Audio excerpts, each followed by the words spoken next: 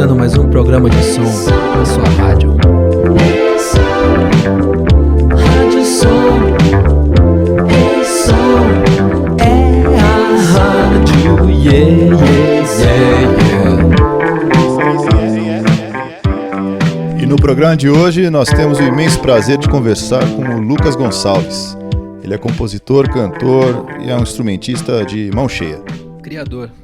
É diferente. Lucas, Opa, obrigado pela presença. É um prazer ter você aqui em mais um episódio da Rádio Ei Som. valeu vocês, mano. A gente tava louco pra ter você aqui e finalmente você está aqui. Obrigado pela oportunidade. Está aqui presente, cara. E a gente gostaria de começar o papo com um assunto que está na mente de todos. Como você está nesse momento? Cara, tentando não pirar de vez, Hum.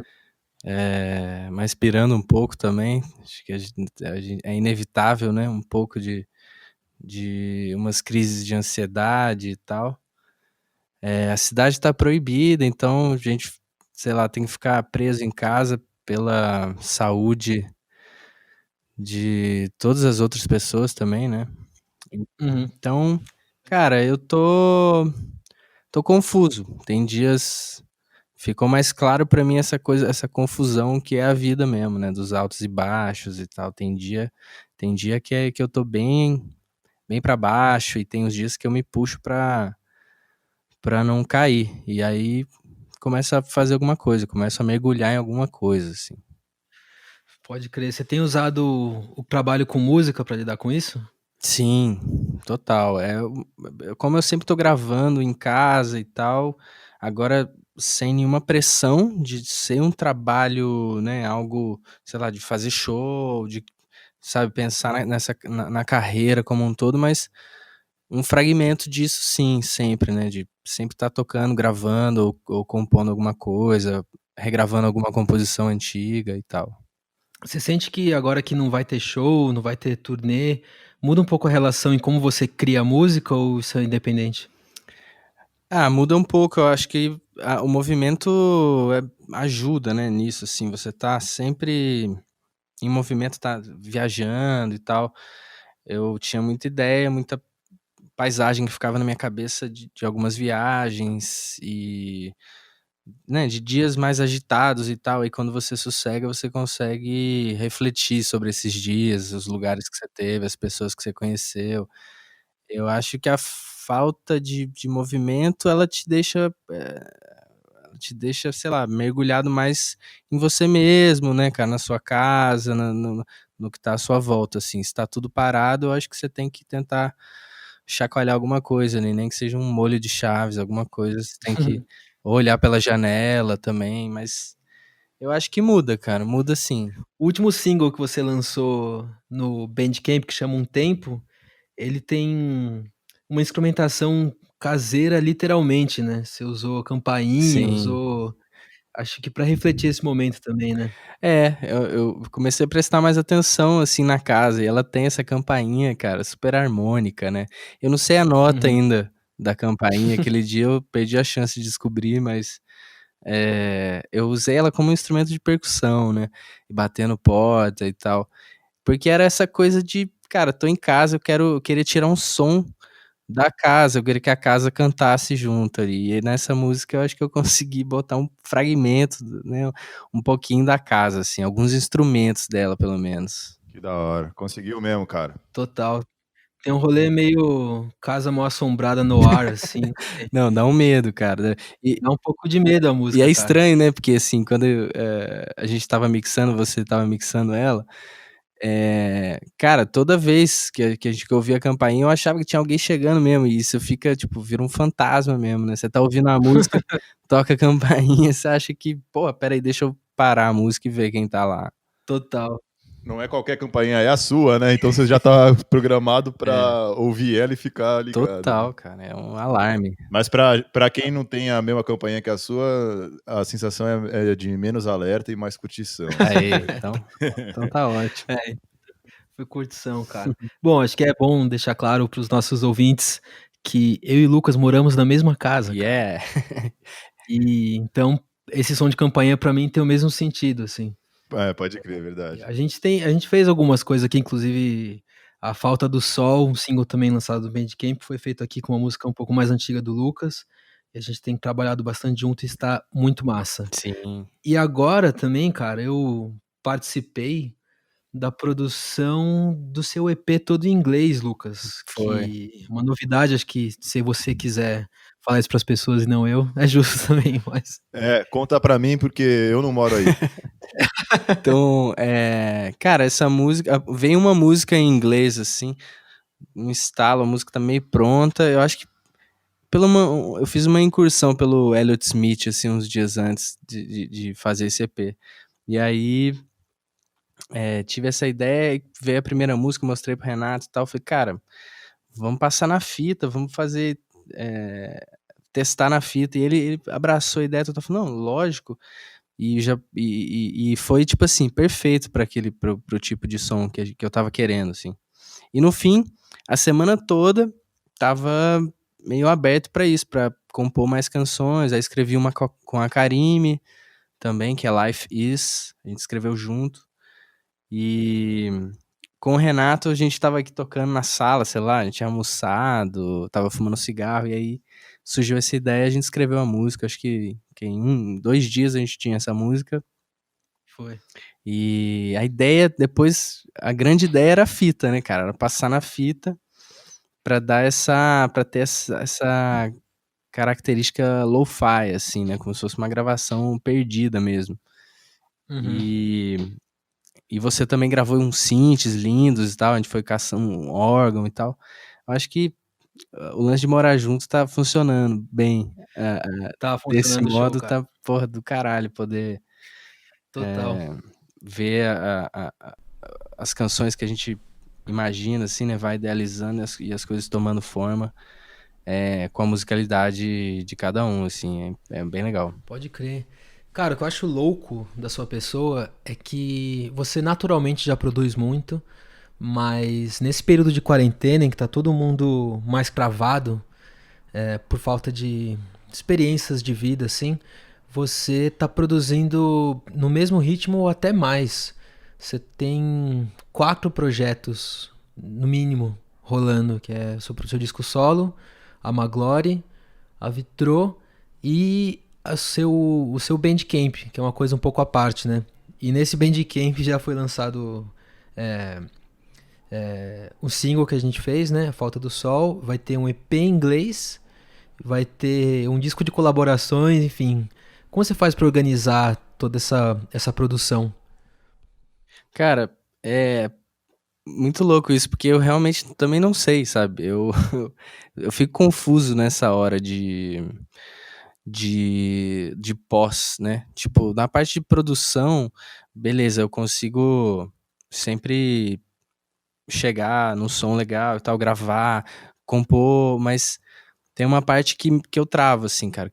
O que eu vou fazer com isso agora, né? Uhum. O disco solo, acho que ele, depois que apareceu o selo no caminho, assim, né? O Pequeno Imprevisto, eu relaxei, cara, total, assim, tá mais na mão dos caras do que na minha, assim. E isso é bom, porque me abre um espaço no HD pra eu poder criar mais e tal.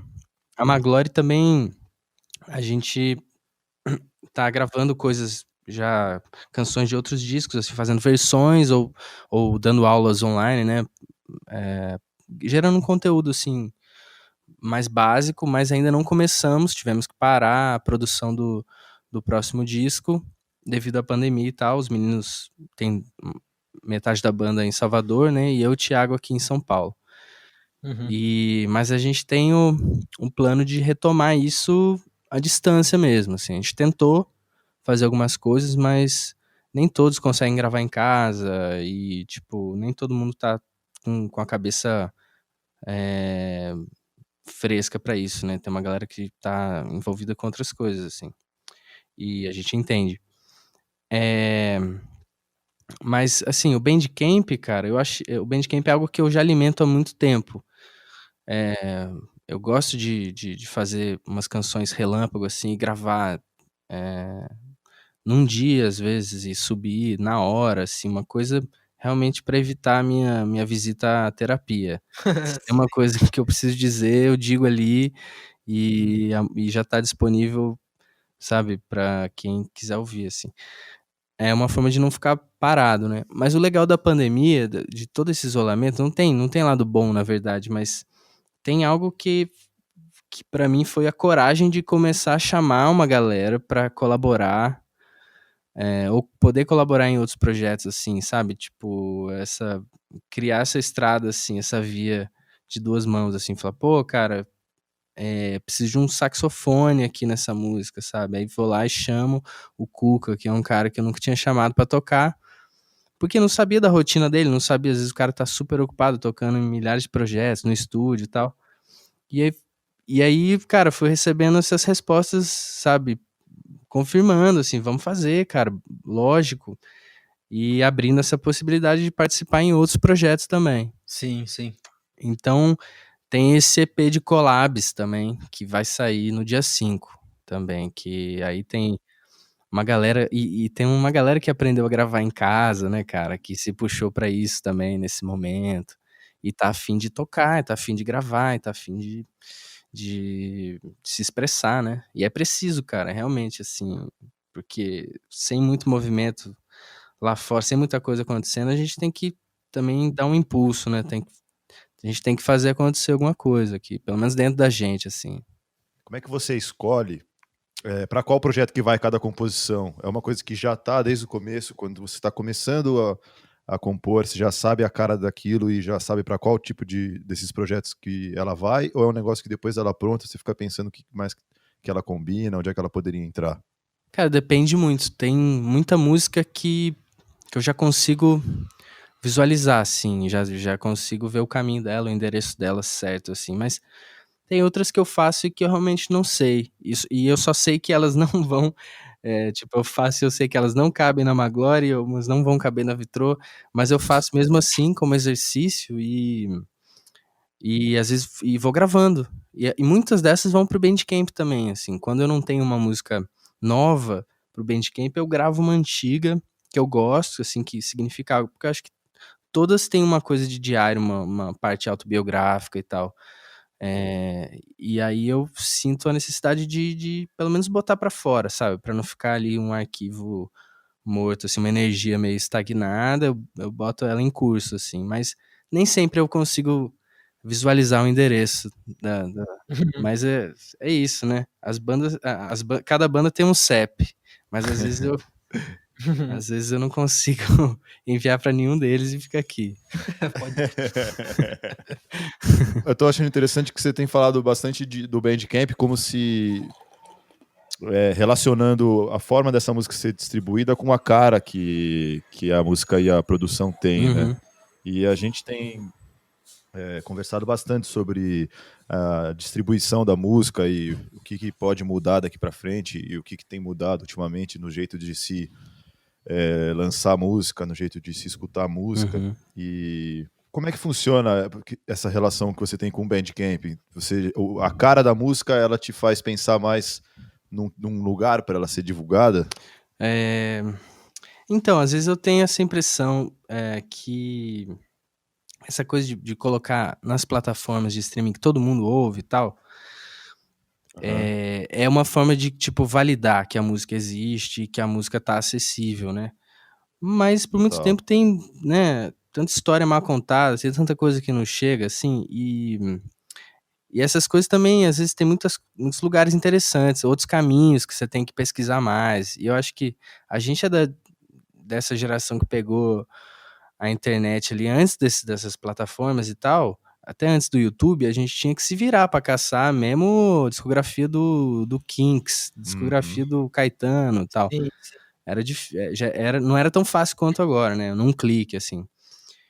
Então o Bandcamp, cara, pra mim ele virou essa casa, esse diário, na verdade, porque, o Trama Virtual fechou. Eu tinha na Trama Virtual isso tudo, e era um lugar onde eu podia controlar, né? Colocar a capa, trocar a capa do single, do disco, sei lá, a hora que eu quisesse.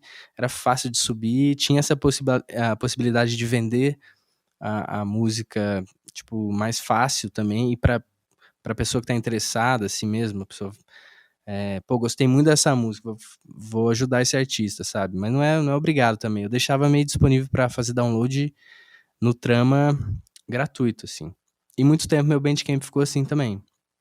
Eu acho que nessa fase que a gente não tá podendo fazer show e que o Spotify, pô, paga muito pouco, eu nem sei ao certo a porcentagem, mas, cara, eu não sinto, não sinto, não ouço o barulho da moeda a cada 3 meses, sabe?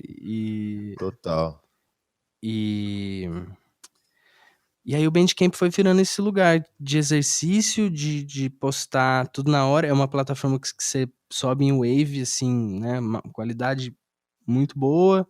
Você sobe uma capa legal, é Uhum. fácil, o design dele é legal pra caramba também. E tem um monte de artista que tem Bandcamp, apesar de ter a música no Spotify também, né? O Wilco é um exemplo. O Wilco tem lá o Bandcamp deles e tal. E às vezes ele solta algumas coisas até exclusivas por lá, assim. Então, por muito tempo eu fiquei nessa onda de ter um site para subir. é, e aí entra essa parte do lo-fi, das gravações caseiras, das gravações que eu. No meu estudo de produção também, de mixagem e tudo. Uhum. Então virou essa casinha, sabe? Eu me sinto muita vontade lá, e às vezes essa coisa do Spotify, e tem um monte de gente que me pede, né? Pô, sobe lá, quando é que você vai subir aqueles singles lá? Eu falei, calma, cara, acho que eu vou remixar tudo de novo Uhum.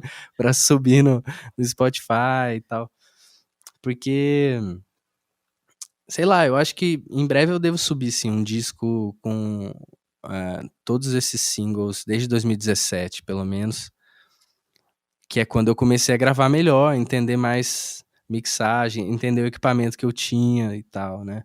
Então eu devo subir alguma coisa em breve. Mas Bandcamp é foda, cara, eu adoro.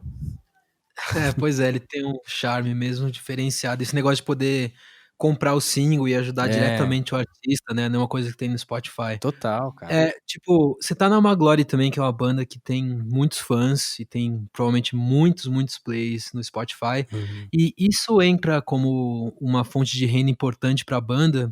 Ou mesmo do tamanho que vocês são, ainda é um pouco insatisfatório? Cara, a gente tem uma parte boa de grana até que entra às vezes assim, mas a gente tem a gravadora, né, a DEC, assim, e o primeiro contrato com a DEC, acho que eles tinham uma boa parte, assim, do fonograma.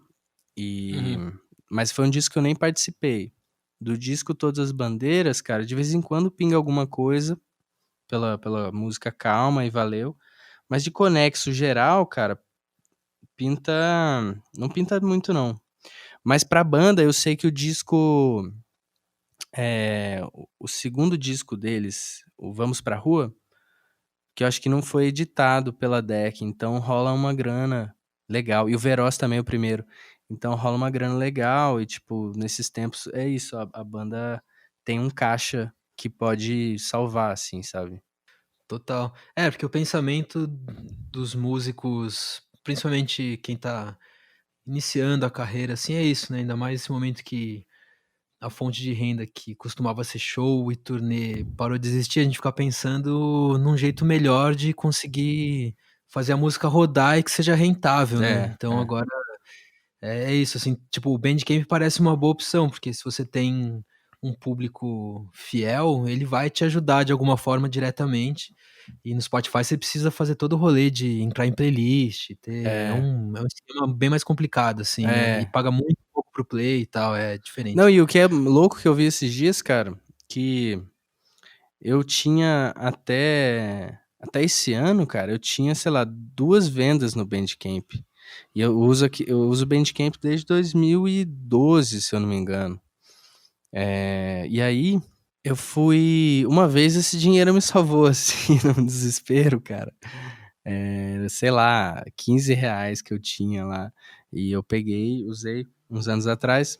Mas aí, esse ano, um amigo comprou toda a discografia, assim, porque tinha lá um rolê de dar um desconto pela discografia, e eu baixei muito, assim, e ele comprou tudo. E aí aparece, quando entra lá no Bandcamp, tipo assim, supported by...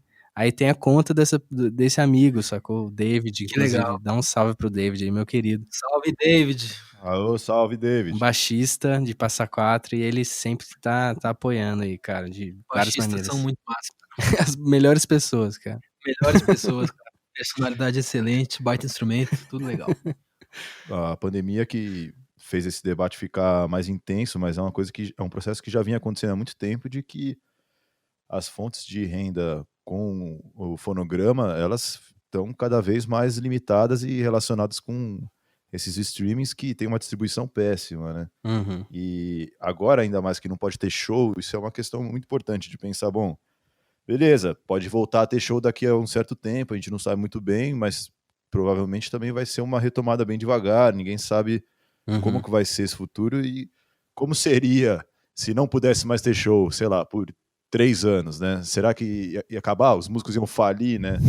Lógico que os que fazem um sucesso maior, eles conseguem tirar uma renda boa, Uhum. mas e aí, né? Toda a outra galera que não necessariamente tem um puta público, como é que vai funcionar, né? Então, Músico de balada, músico cover, É. todo mundo, né? Cara, assustador, né, velho? A gente não saber pra onde vai. Bicho. E tudo isso também somado a essa irresponsabilidade, né, cara? Governamental, principalmente porque era uma coisa simples de resolver, se eu for ver na ideia mesmo, o isolamento. O isolamento funciona, cara. Uhum. Só que não foi. A gente não conseguiu controlar, né, cara? O Brasil tá num nível agora que é tipo. É o novo epicentro da parada, sacou? Uhum. Tá uma desgraça isso. E aí a gente fica preocupado mesmo. Quanto tempo isso vai durar? Tem muito artista construindo carreira, cara. Tipo assim, construindo na fase de fazer girar. E a gente sabe que girar, tocar pra caramba, é isso. Tem que circular o trabalho, né, cara? Não pode ficar parado. Sim, total. Tipo, inclusive seu disco solo que tá pronto, né? Uhum. Você ia lançar, sei lá, agora no meio do ano.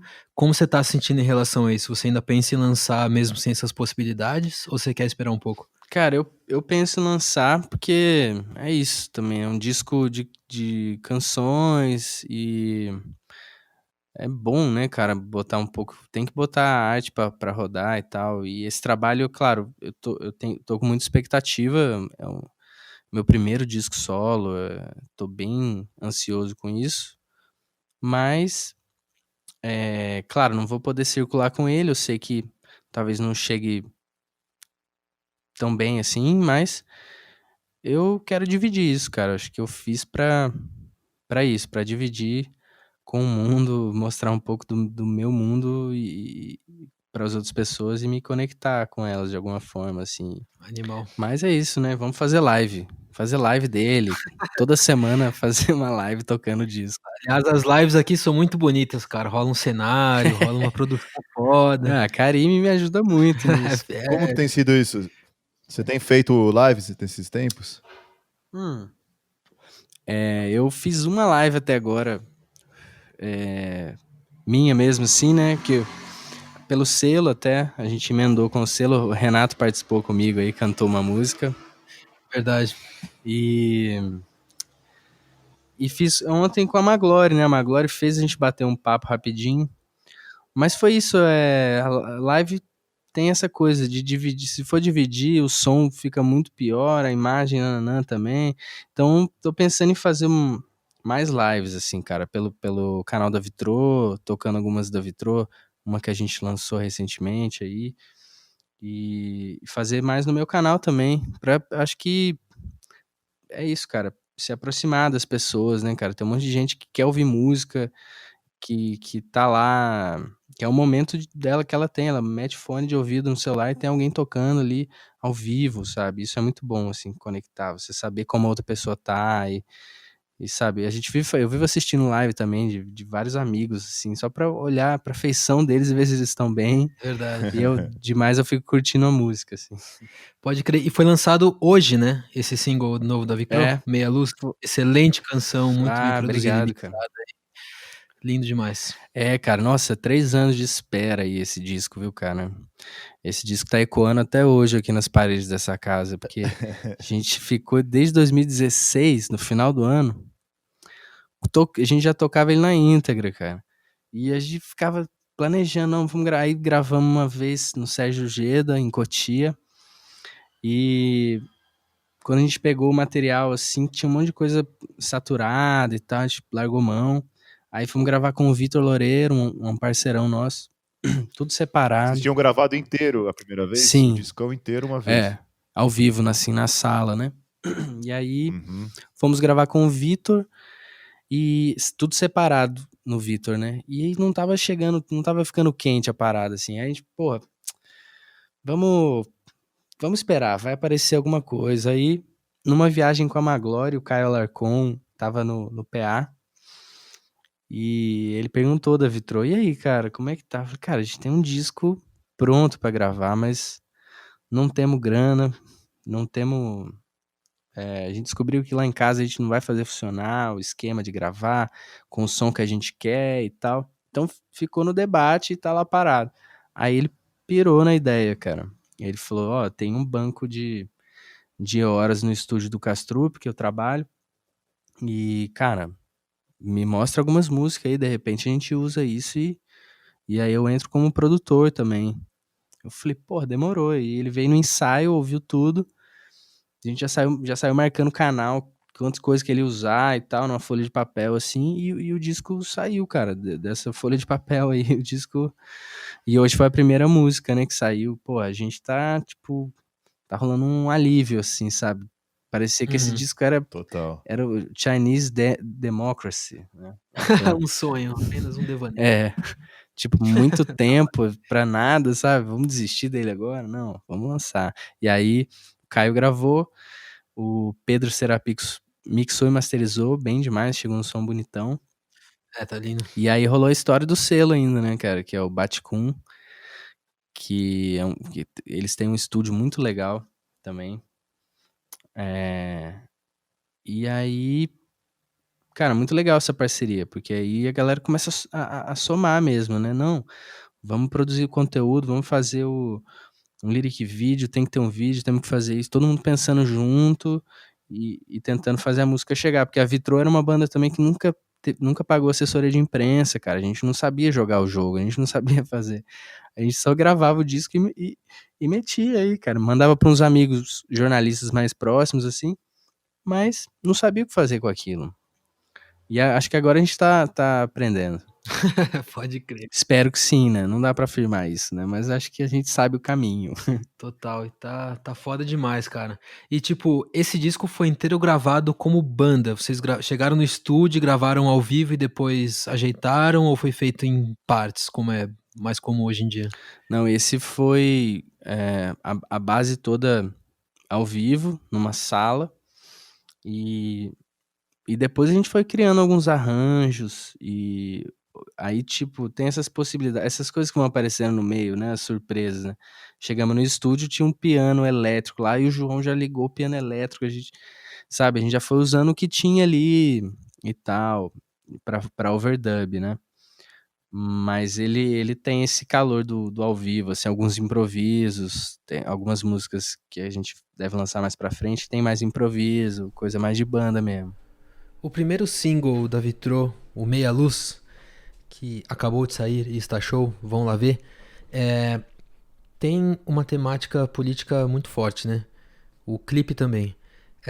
Essa música dá o tom do álbum, ele vai ser conceitual nesse sentido, ou cada música vai para um lado diferente? Elas ficam um pouco nesse universo, assim, cara, de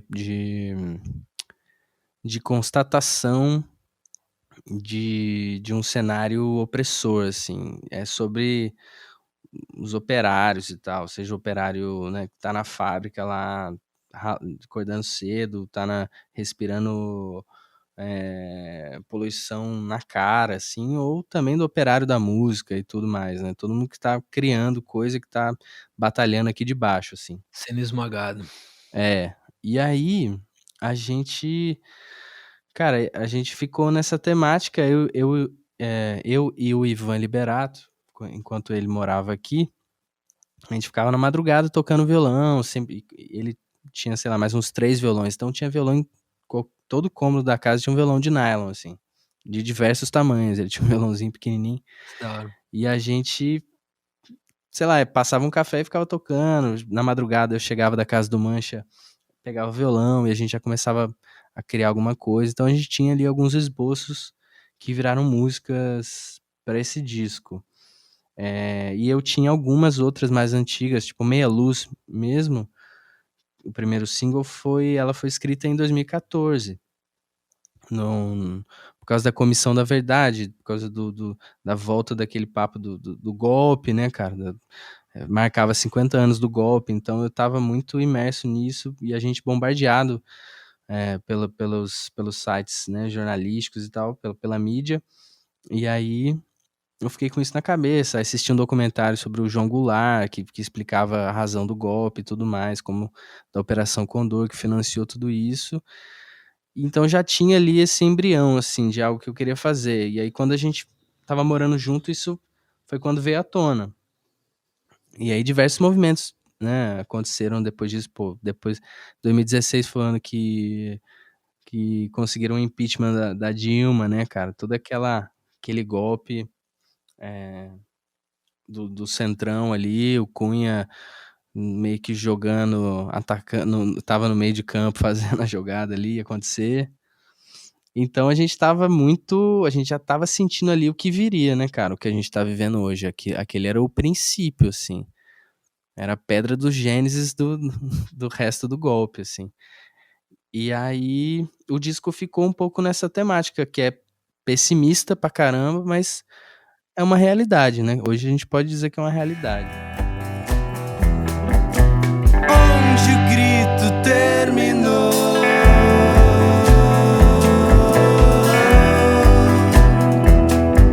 sem querer passei por lá.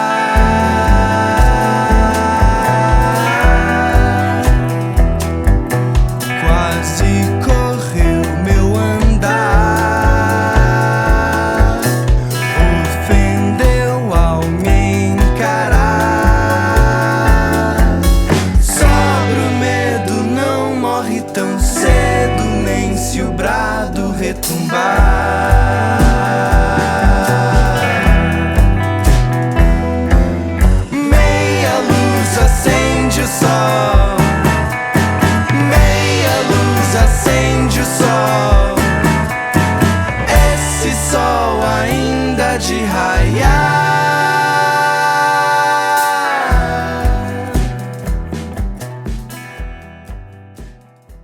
Ô Lucas, você falou aí da Casa do Mancha e a gente te conheceu na época que você trabalhava lá, né? Uhum. Melhor som da Casa do Mancha, quem fazia era o Luquinha. Olha aí. Com certeza, com certeza. Tinha som pra caralho, cara. Era uma preocupação da banda que o Lucas estivesse lá. É, sim. Ó, que massa. Ele extraiu o som, cara. Extraía o som dos equipamentos. E geralmente rola uma certa apreensão quanto ao quem vai ser o técnico de som, né? Bandas que não tem um técnico de som oficial. E a gente fica torcendo pra ser o cara que a gente sabe que manja de som e que faz soar tudo bem. E às vezes não é. Então o Luquinhas era um desejo de quem ia pra Casa do Mancha. Que foda. Todo mundo tem história com o técnico de som, sim, altas. com a casa. Chegou lá, deu treta. Chegou lá, ninguém entendeu A nada. minha história com o Lucas como técnico de som foi assim... vamos passar o som, vamos, e meia hora tava bom. É assim que acaba a história, cara. Uma história não muito interessante, mas muito feliz pra quem tava lá. Então é essa história. Prazerosa, uma história prazerosa. Mas, cara, é muito tenso, né, fazer som, cara. Eu passava apuro ali, cara, suava frio. E Porque você se importava, cara, isso que é massa. E eu lembro que o Mancha várias vezes falava assim, pô, velho, no final do show, pô, cara, você cortou toda essa frequência. Eu falei, cara, mas essa frequência não serve de nada. tá estragando a sala aqui, sei lá, 500, 800, aí ele, não, cara, você não pode fazer isso. Eu falei, cara, você não me deu esse EQ pra eu fazer isso, cortar a frequência? Eu tô tirando as frequências ruins da sala. E ainda tomava um xingo ainda, cara.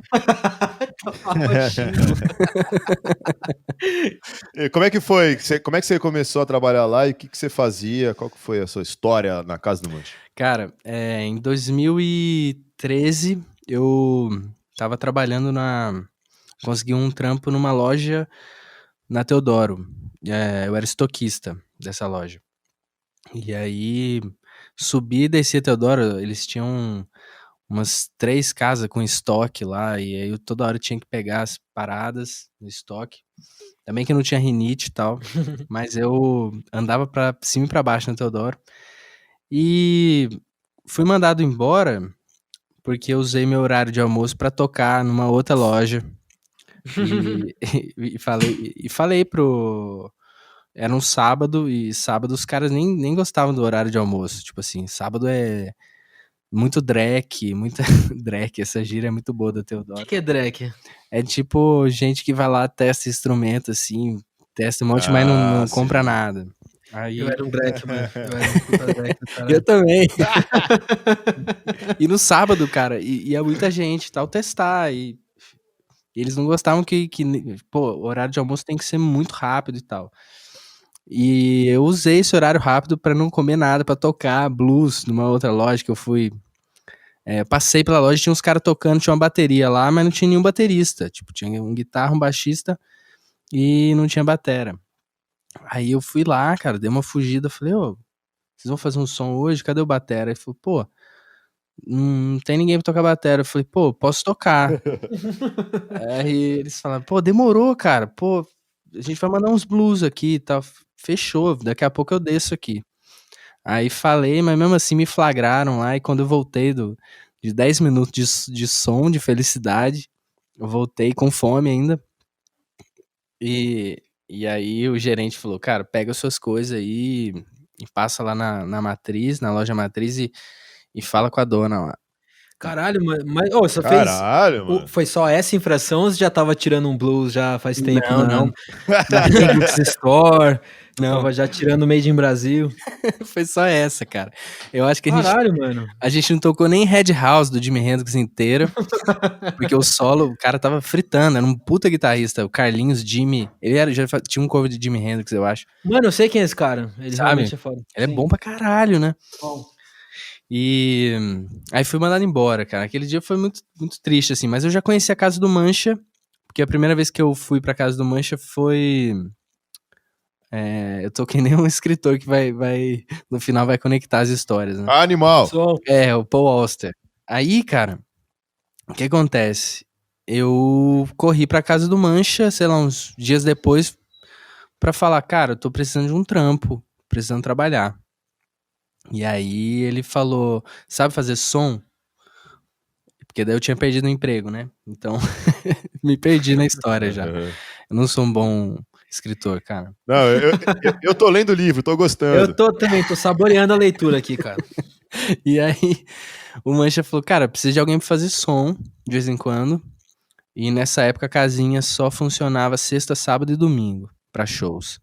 Uhum. E aí ele falou, cara, você sabe alguma coisa? Eu falei, cara, eu tenho uma mesa de som, eu fazia nos ensaios da minha banda lá em Passa Quatro, eu aprendi a fuçar um pouco.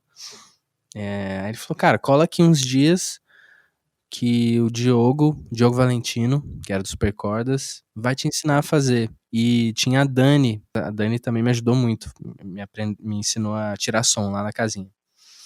E fiz lá umas 8 noites que eu fui lá e ganhando 50 conto. E ajudava eles lá, mas eu tava mais na época de carregar todos os instrumentos pro cabear tudo e assistir a galera e tipo, cara, de repente o Mancha e o Tomás, na época que era o sócio dele, eles falaram, pô, cola aí na terça-feira que a gente quer trocar uma ideia contigo. E aí eles me propuseram esse trabalho fixo, assim, de ser o técnico da casinha e de estar lá um dia a mais na semana, que era toda terça-feira a gente tava lá fazendo produção. E aí comecei a receber um saláriozinho, que eu conseguia me manter, aí tava morando num quarto de pensão nessa época, dava pra pagar. Mas muito do que eu me alimentava era dessas marmitex que a gente comprava no Mancha e eles me davam um restinho e eu esquentava na pensão. Legal, legal. E fui aprendendo, cara. Fui aprendendo a fazer o som lá, na casinha, assim. Fora a experiência das noites de show, tinha também rolavam algumas gravações. Então o Mancha me ensinava a mexer no Pro Tools e o básico, assim, só pra eu gravar lá. Lulina, quando foi gravar um disco, eu tava lá assistindo tudo. Legal. Em algum momento eu tava já no computador apertando o REC, assim, já tinha aprendido isso lá. E essa é a minha história com a Casa do Mancha. Foi assim que eu comecei a trabalhar lá. A princípio só no som, depois também fui chamado pra fazer produção de alguns eventos e tal. E era muito legal porque o Mancha, eu com a cópia da chave, né, podia ensaiar lá. Então a Vitrô, a gente ensaiava na casinha, de noite, dia de semana, assim, a gente tava lá ensaiando. O primeiro disco da Vicro foi nessa época? O 2x2 não, mas quer dizer, deixa eu lembrar, 2014 foi 2x2, mas ele foi gravado só a bateria na Casa do Mancha. Uhum. Pra gente poder passear, de 2016, que foi gravado todo lá, gravado ao vivo naquela salinha lá. Foda. E tem um som incrível. E essa rotina de ficar acompanhando a galera, de ficar fazendo som pra várias bandas, teve alguma influência na sua carreira artística? Com certeza, cara. Pô, você tá ali em contato com música nova o tempo todo, né? Várias bandas que tocavam eu não conhecia, assim, até então. E eu tinha o cuidado de ouvir antes, quando sobrava um tempo, assim, eu ouvia alguma coisa da banda, mas várias outras eu não sabia, assim. Uhum. E conhecia pelo show, e era incrível isso, porque, né, o show é o grande momento da canção, assim, sendo tocada na sua frente, cara. Total. Então eu fui influenciado por várias bandas, cara. Roger é uma banda que eu conheci ao vivo lá e pirei pra caramba. Uhum. Mas fora isso, pô, Negro Léo, tinham alguns shows experimentais também, de gente testando shows no Mancha. O Pélico fez isso algumas vezes. Então eu tava, tipo, sendo bombardeado de música autoral o tempo todo. E alguns acordes eu aprendi ali, olhando a mão dos guitarristas ali. Falei, pô, esse acorde Legal é pra bonito. Que caralho. da hora. É. E batera, cara, tinha essa coisa de batera que era muito louco. Que era de osmose, cara, assim. Se eu ficava vendo a galera tocar, adorava quando o Richard Ribeiro ia tocar a bateria lá. Ele é bom. Que ele tirava um som daquela bateria, né? A bateria que a gente mais conhecia. E ele fazia ela cantar, assim. E eu ficava prestando muita atenção na batera. Então provavelmente já vi que você, Renatinho, tocando batera, o Juliano tocando batera também, lá. E tava olhando Da pra hora. vocês. Acho que a batera é o instrumento que mais me chapa também, assim, né? De ao vivo. E quando chegava em algum estúdio aqui pra tocar, cara, de repente aquele lance que eu tava olhando batera fazer ali, tava mais fácil pra eu fazer, sacou? Sem eu ter estudado, assim.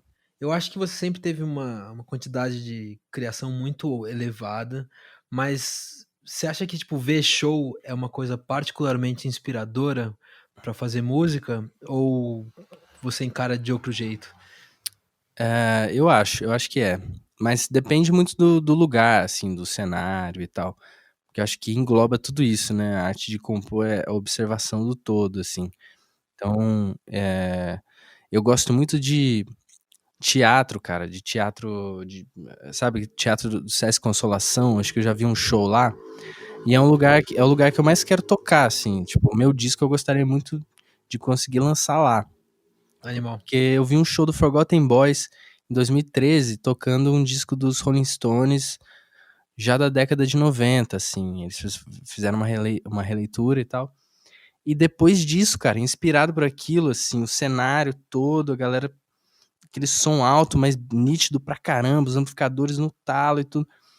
Depois daquilo, eu escrevi Ossos de Amor depois daquele dia. Voltei pra casa e escrevi uma música, me imaginando, sabe, apresentando uma música lá e tal. Tipo, tinha Que esse louco. cenário que eu tava mirando ali. Então acho que isso ajuda, cara. Show em qualquer lugar, mas, tipo, onde se consiga observar o todo e a reação das pessoas e tal.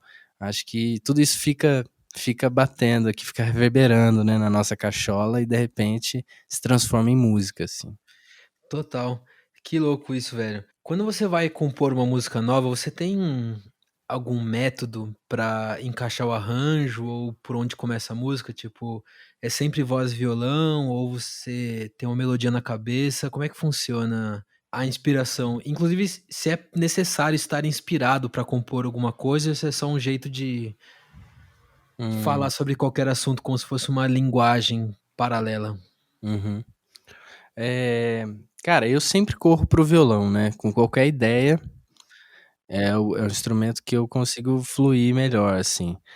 Mas já consegui escrever música, tipo, tocando batera, tendo uma ideia só com algum beat e alguma melodia aparecer na minha cabeça, assim.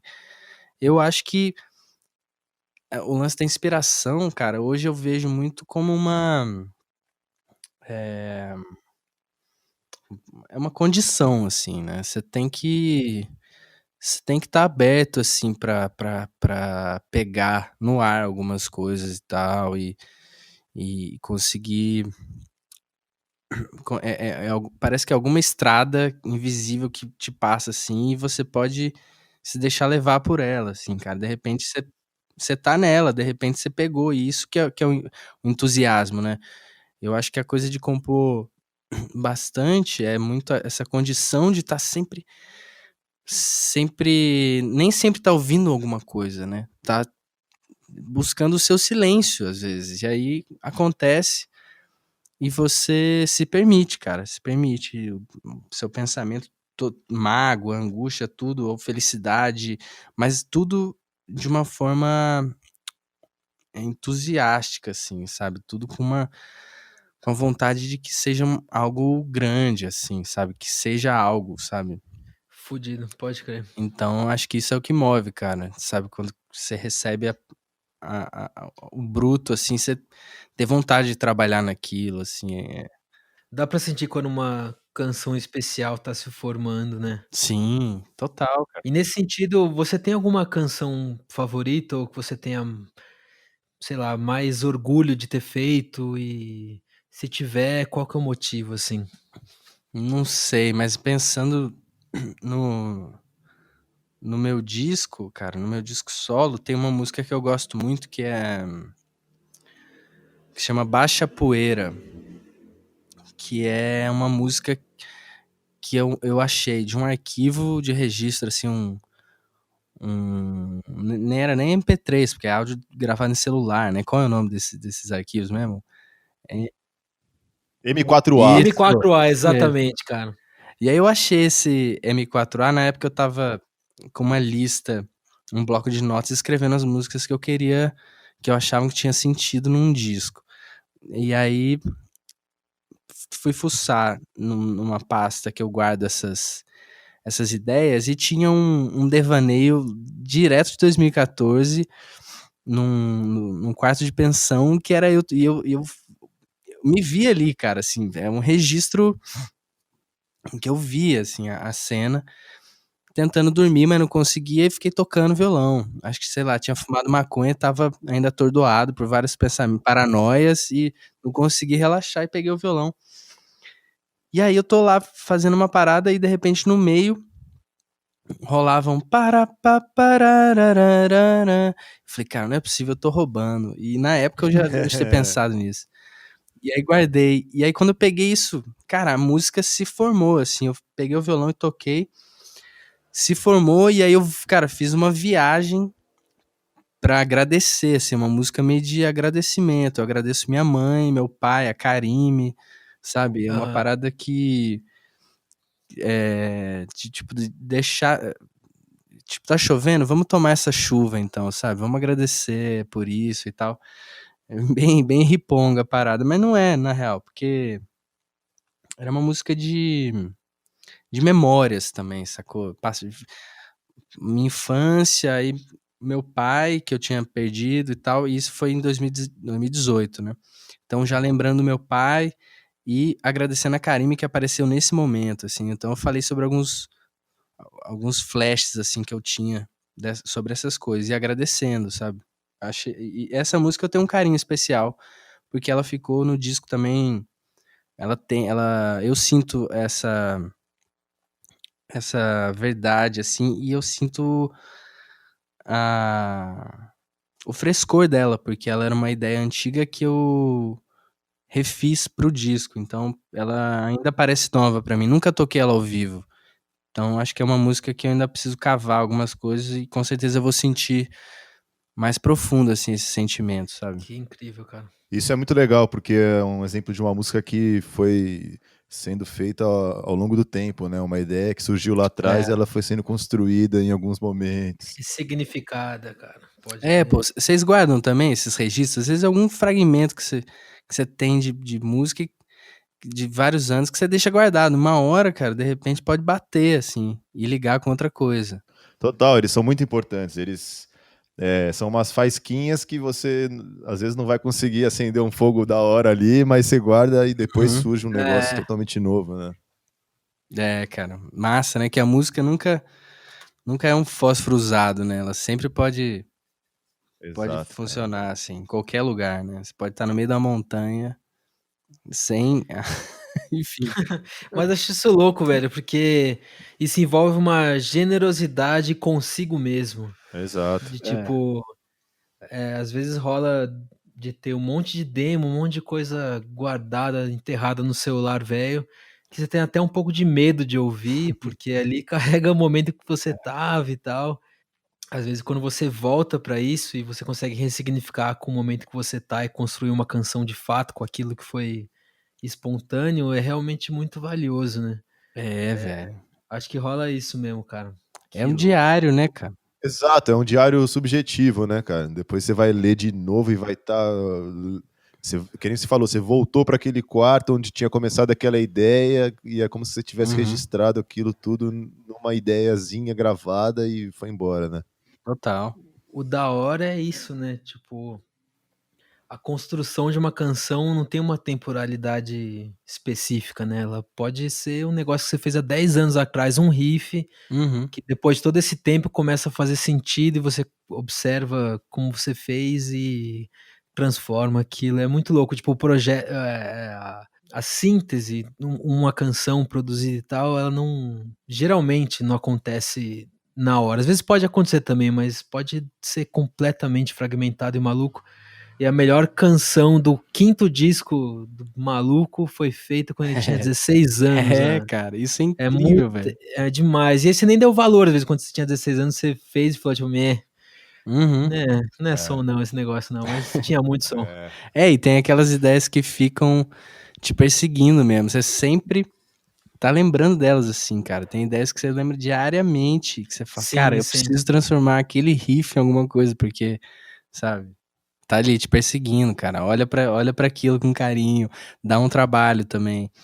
Pode crer. Tem essa forma de compor também, que é tipo, trabalhar, assim, de uma forma mais dura, né? Isso é possível também, mas é mais perigoso às vezes, porque é mais fácil se perder, né, cara? O importante é o processo estar bem transparente, assim, bem. Sim, sim, sim. Como é que você lida com isso, Lucas, com essas etapas? Você vai guardando essas faísquinhas e tem uma hora que você se força a dar continuidade para algumas ideias que estão guardadas, ou você senta alguma hora e fala assim, não, eu realmente quero compor uma canção hoje, eu vou ficar aqui tentando, ou não, o negócio é quando rola e respeitar esse limite da atemporalidade e espontaneidade musical. Cara, Lindo. adorei. É... depende muito, porque eu gosto muito de começar ideia nova o tempo todo e tal. Acho que eu sou movido por essa coisa da criação mesmo, mas se tem um projeto em vistas, tipo um disco que eu escrevi 3 músicas e aí eu não sei mais pra onde ir, eu perdi um pouco aquele fio, eu revisito algumas coisas, tipo, pra continuar. Aí, de repente, eu acho lá uma ideia que tem mais a ver, e se valer a pena, eu pego, assim, e vou brincando, assim. Toda vez que eu pego um instrumento, eu brinco naquela ideia. Mas é mais pra um projeto que eu já consigo ver metade dele, assim, sabe? Se uma hora ele parou de chover, eu tenho que regar a horta, eu vou buscar água lá nessa pastinha. Mas Fudido. eu gosto muito da criação, do imediatismo mesmo, assim, de partir do momento presente, assim. Raramente eu vou lá e busco uma faixa solo pra compor, assim. Mas eu deveria, eu acho que é um exercício muito bom, assim, cara, né? Pegar algumas dessas ideias e também brincar com elas sem nenhum propósito, assim, previsto, sabe? Só pelo exercício da composição, assim. Sim, eu acho que nesse sentido muitos compositores têm travas porque ficam encarando a composição própria e lançar isso como se fosse um limiar entre a vida e a morte, assim, né? Uhum, E o que eu vejo no seu trampo, inclusive com o negócio que a gente já falou de Bandcamp, é uhum. que, cara, as composições são fluidas e que tem vários níveis de apreciação e importância que você pode dar para aquilo. Então, o que você lança não precisa ser necessariamente o ovo dourado da galinha mais Uhum. premium. É. Foi bonito, não foi bonito isso, mas Mas eu gostei. Foi bonito, foi bonito. Uhum. se fez sentido isso, se não tiver, a gente edita, papá. Não, mas eu acho que Fez sentido demais. fez bastante, cara. Eu acho que essa coisa de ter um olhar assim mais perfeccionista pra coisa, de querer lançar uma canção realmente, sabe, que você. É porque eu acho que eu sinto isso em muitas dessas canções, assim, tipo, não que elas são grandiosas e tal, eu simplesmente miro na coisa do diário, que é tipo, isso que eu tô sentindo, né? É essa que eu quero mostrar agora, é isso que eu tenho pra agora, então vai sair desse jeito, assim, às vezes não tá. Eu sei que poderia melhorar muito e tal, mas eu falo, cara, é isso que vai me fazer bem agora, sabe? É isso que vai me fazer não soltar a bomba em algum lugar, explodir algum banco aí, embora é isso que vai me fazer bem agora, então. Mas quando se trata de um disco e tal, da coisa, aí a gente fica mais, né? Porra, é uma obra para fazer um sentido, conceito e tal. Aí a gente fica mais cuidadoso, assim, né? Aí briga com o produtor, né? Bate boca e fala, pô, bicho, não é. Tira essa. Sim, sim. Vai deixar essa voz desafinada mesmo? Não, pô, eu vou gravar. Mas mesmo assim, eu ainda sou desleixado com essas coisas, porque eu falo que vale, às vezes, é o feeling mesmo, é o sentimento. E às vezes você grava num puta estúdio, puta pré, tudo certinho, às vezes não captura a mesma vibe que você fez naquela demo É. semicrônomo que você fez no seu programinha de computador, assim. Uhum. Som tem bastante disso, cara. E tipo, eu acho que o que alivia um pouco esse sentimento é o uso de entorpecentes em geral. O meu é o Danone. Qual que é o seu, Uhum. Juliano? O meu é o Danone. É o da... É, e todas essas barreiras são um pouco dissolvidas à base de álcool. E a Uhum. gente consegue compor e criar muito bem. Sim, muitos músicos, né? Tem, sei lá, experiência com drogas para criar e tudo mais.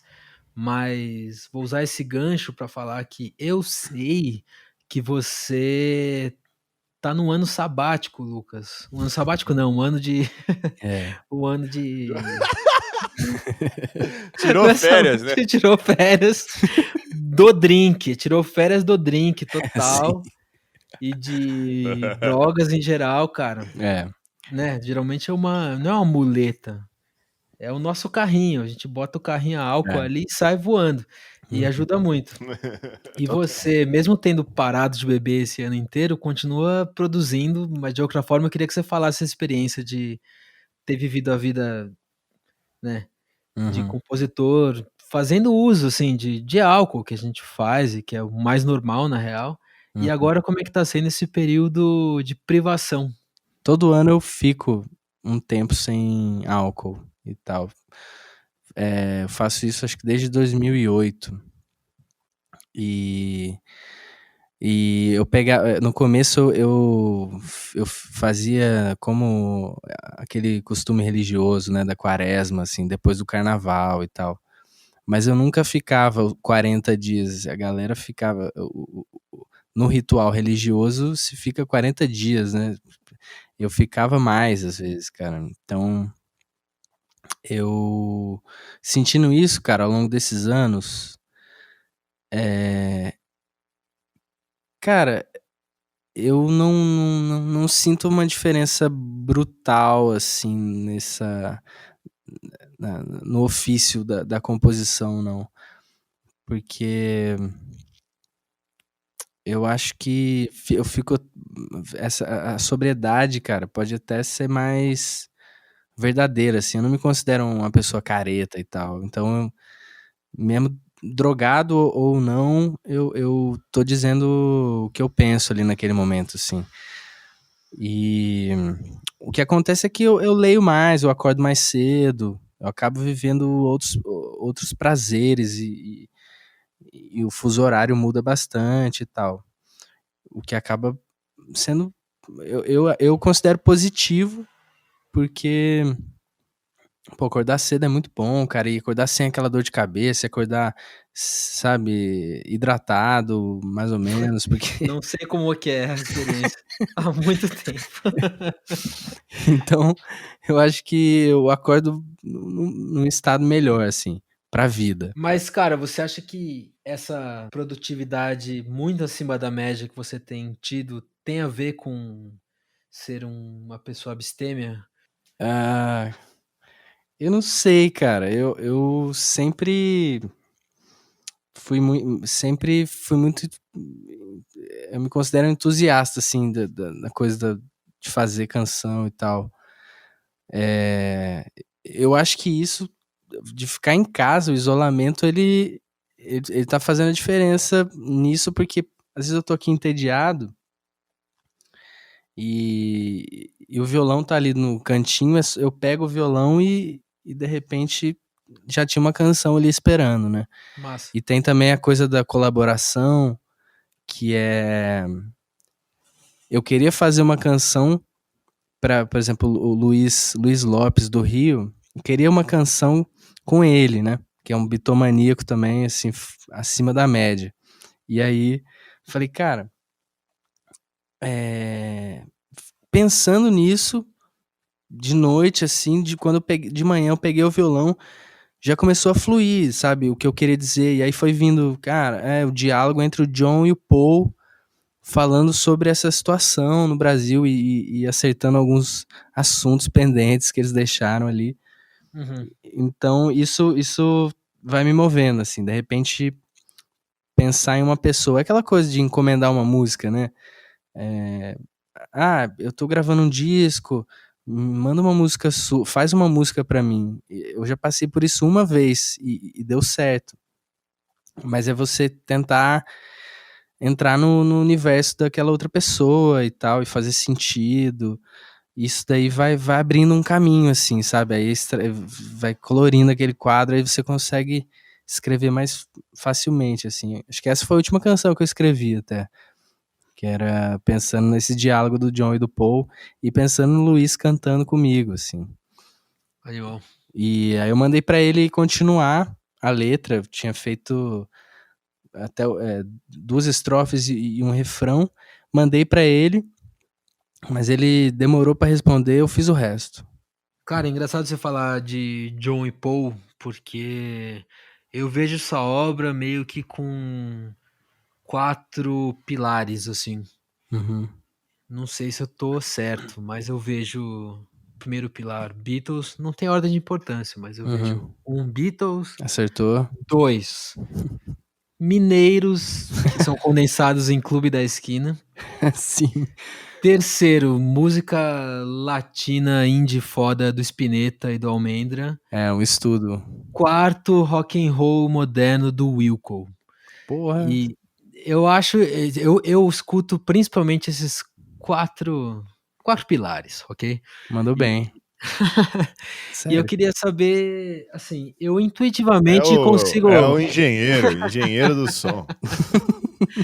tipo, eu intuitivamente consigo até perceber a relação entre os 4, mas você consegue botar em palavras, assim, o que une tudo isso? Porque é engraçado que cada um também gera um projeto diferente. Eu acho que o pilar Minas guia mais o seu trabalho solo, Uhum. os Beatles mais o seu Bandcamp, o Wilco, enfim, foi o que eu consegui, galera.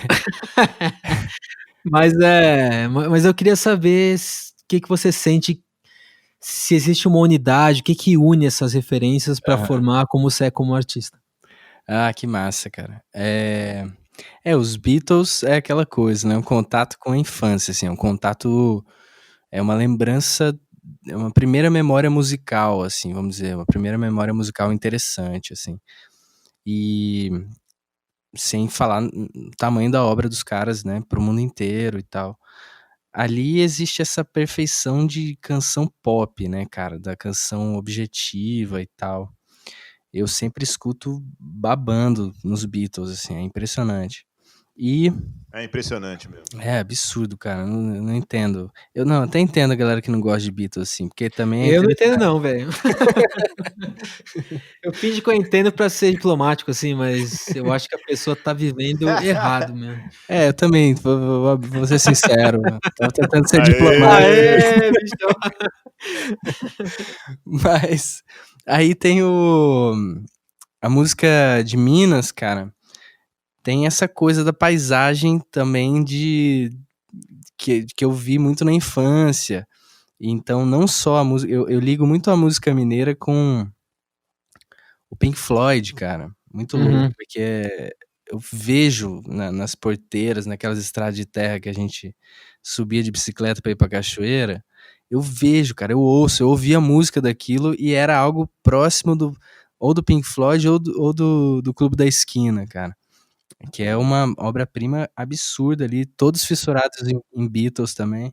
E a poesia deles que é, cara, naquele momento da ditadura militar, os caras metendo uma poesia, eh, muito bonita, assim, né, contornando todo o peso da história pra uma cara, com uma sabedoria, assim, poética mesmo, que fica muita coisa no ar, mas você entende, sabe. Eles conseguiram pintar o cotidiano deles muito bem, assim.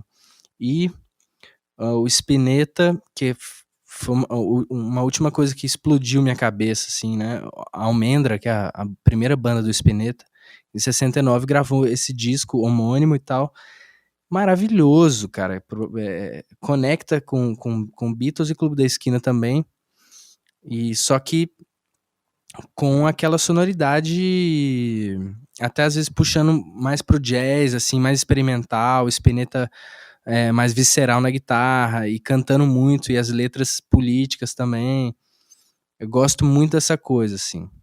E o Wilco, cara, toda vez que eu escuto o Wilco tem um detalhe ali que eu não me liguei, mas é algo simples, é uma nota fantasma na batera que tá fazendo todo o lance, ou um melotron que tá no fundo, sabe? É uma sabedoria ali incrível de pincelar, de produção, assim, de fazer a canção soar perfeita, sabe, assim, você não mudaria nada ali, sabe, não dá pra nem abrir voz no Wilco, assim, a voz já tá aberta ali no fundo, em algum lugar, se você for prestar atenção, Pode crer. tá, é difícil. Então acho que ali o suprassumo, assim, de uma canção, sabe, e os integrantes todos tocam pra caramba em projetos experimentais, jazz, sabe, totalmente sem pé nem cabeça, e aí no Wilco eles fazem uma canção bonita e simples, de 4 acordes, e fazem muito bem aquilo. Uhum. Então você acertou, cara, mas ainda tem um lance Uau! que é o Teenage Fan Club, né. Teenage Fan Club, é. Teenage Fan Club é o lado 90, que é tipo os Beatles nos anos 90, né, ou The Byrds nos anos 90, Uhum. que aí tem as guitarras mais sujas, aquela coisa mais do underground, assim, mas as melodias são doces, cara. O vocal é doce pra caramba. A poesia é muito esperta, muito cotidiana e boa. O que você recomenda pro nosso ouvinte e pros seus anfitriões aqui da rádio de Teenage Fan Club? Cara, tem um primeiro disco deles, não sei nem se é o primeiro, mas é o Bandwagonesque, eu acho que é isso. É um dos primeiros, se não for o primeiro. Muito bom. E tem o famoso que é o Grand Prix, também maravilhoso, cara. Que esse já é de 2000 ou 2001, ou mais pra frente. Quando é esse? Eu ainda não. Eu tô devendo alguns discos ainda de ouvir, sabia? Eu fui revisitar alguns discos do Teenage e descobri que eles têm muito mais do que eu acreditava. E aí preciso mergulhar. Mas um disco dos caras já me leva a querer fazer outro disco. É impressionante. Fudido. Os timbres de guitarra e tal. Então eu vou indicar aqui. Tem uma música que eu amo muito que é The Concept, que é desse disco Bandwagonesque, que é maravilhosa. Cara, eu não manjo muito de Teenage Fan Club, mas a primeira palavra que me vem quando eu ouço o nome é shoegaze. Tem a ver ou tô pagando comédia? Não tem a ver, Tô não. pagando comédia. Você nunca paga comédia, cara. Isso aí não é comédia, não. Isso aí é som. Cara, a gente tem o poder de ter as crack depois, cara. Então, posso falar, isso é metal? Eu gosto de Metallica. Isso é incrível, cara, que você fez o seu disco aí, que você não tá mostrando pra ninguém. Que tem uma música que tem uma citação no final ali, uma coisa metálica, cara. Totalmente improvável. Aquilo ali é obra-prima. Pô, bicho. Luquinha, você é o man, cara. Pô, tá ouvindo isso de você, bicho, depois de tudo isso que você falou, cara. Juliana, eu vou cancelar o mic aqui que eu vou fazer um yes bem forte aqui. Talvez depois dar uma choradinha, relax, sem muito alarde também. Mas é sério, pô. Vamos lançar isso aí. Pô, o Lucas tá realmente me inspirando e ajudando muito a lançar esse discão aí, mas bola pra frente, pessoal.